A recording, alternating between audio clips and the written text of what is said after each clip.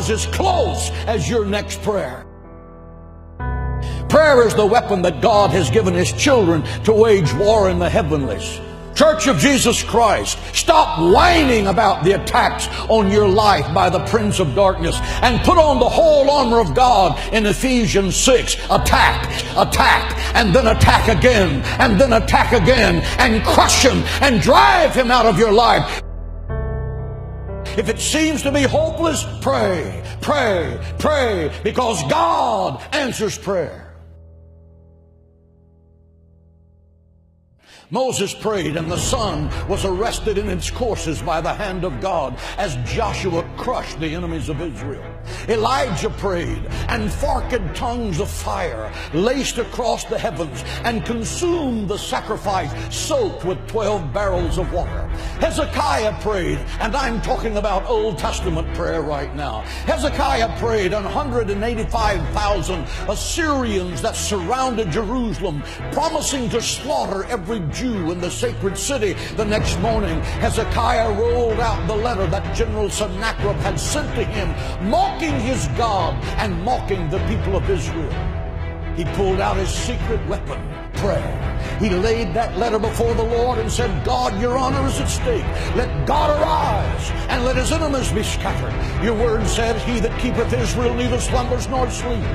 And that night, the death angel from heaven came and swept through the camp of the Assyrians. He smote the sentry standing at his post. He smote the infantry slumbering in their tents. He smote the generals as they made their battle plans to destroy the sacred city. The next morning, when Hezekiah looked over the sacred walls of the city of Jerusalem by the dawn's early light, he saw 185,000 dead men, because the angel of God passed by that night. Why? Because one man knew how to pray. He stopped an army and turned the destiny of a nation around, and you can too. Because Satan is a defeated foe. Christ has given you the keys of death, hell, and the grave. You are a child of God, and the royal blood of heaven is flowing in your veins. You are destined to be more than a conqueror through Christ.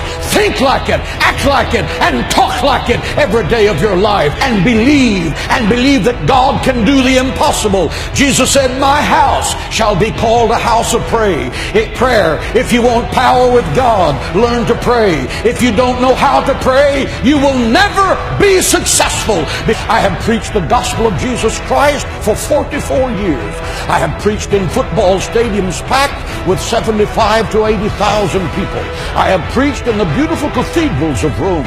I have preached in the mud huts of third world nations. I have preached to millions of people around the world by radio and television. Why did it happen? It happened because my mother went to war with the devil for my soul in her prayer room, and the devil lost. She prayed me out of the fires of hell and into the gates of heaven. Prayer works. Try it.